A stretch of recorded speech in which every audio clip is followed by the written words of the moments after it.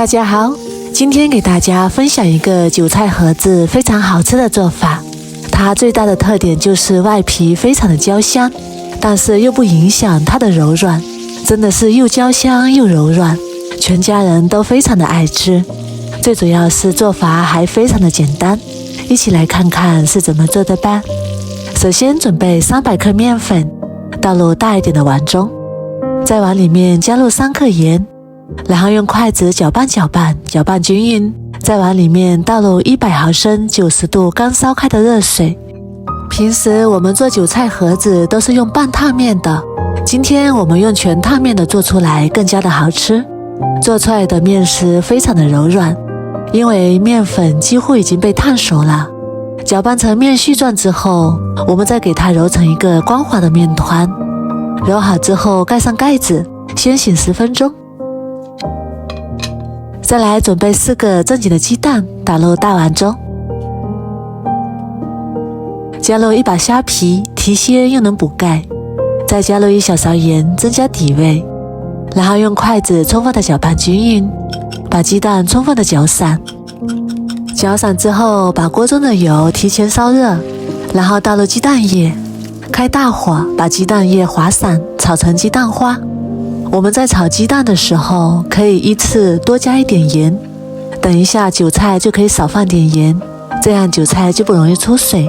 炒成像这样的鸡蛋花就可以啦，先放一旁备用。然后把面团取出来，再给它揉一揉，面团醒过之后就非常好揉了。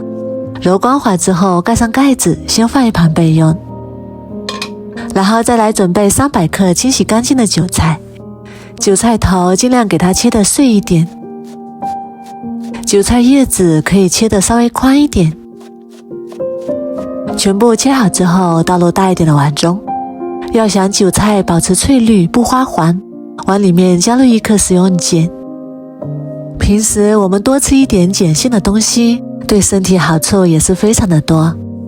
搅拌均匀之后，再加入多一点的小磨香油，在碗里面加入1勺13香，不喜欢也可以不加。然后用筷子充分的搅拌均匀，搅匀之后再加入少许的食用盐，给韭菜打个底味。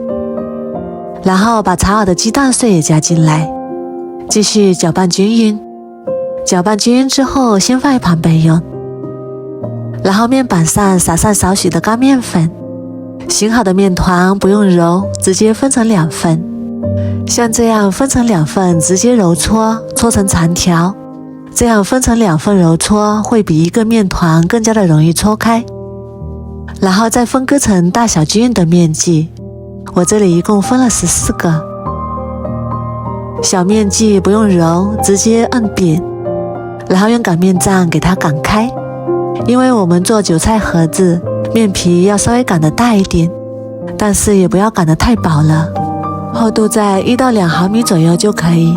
然后再取1勺馅料放在中间，然后像这样给它对折一下，把边缘用手指按得紧实。因为我们做韭菜盒子比较大，放在案板上更容易操作。然后把边缘再捏一捏，捏得更加严实一点，这样可以防止烙的过程中韭菜盒子裂开。然后再像我这样锁边，这样锁边的好处是防止韭菜盒子裂开，还能够防止韭菜出水，而且这个边也不厚，还非常的漂亮。像这样就可以啦。全部做好之后先放一旁备用。接下来电饼秤或者是平底锅刷上少许食用油，想要烙的表面更加酥脆的，油就多加一点，要想吃的清淡一些的，油就少加一点。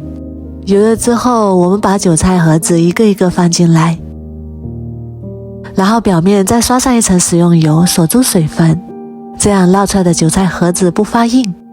油刷好之后开大火烙，烙的时候上面不要盖上盖子，像这样敞着锅慢慢烙，烙至底部金黄。底部金黄之后，我们再给它翻个面，这个过程大概3分钟左右。然后把另一面也烙至金黄，煎至像这样表面鼓起来，按压立刻回弹，表面焦黄，像这样就熟啦。然后把它取出来装入盘中，就可以开吃了。我们这样做出来的韭菜盒子，外皮焦香酥脆，而且吃起来还非常的柔软，而且里面的韭菜还是翠绿的，也不出水。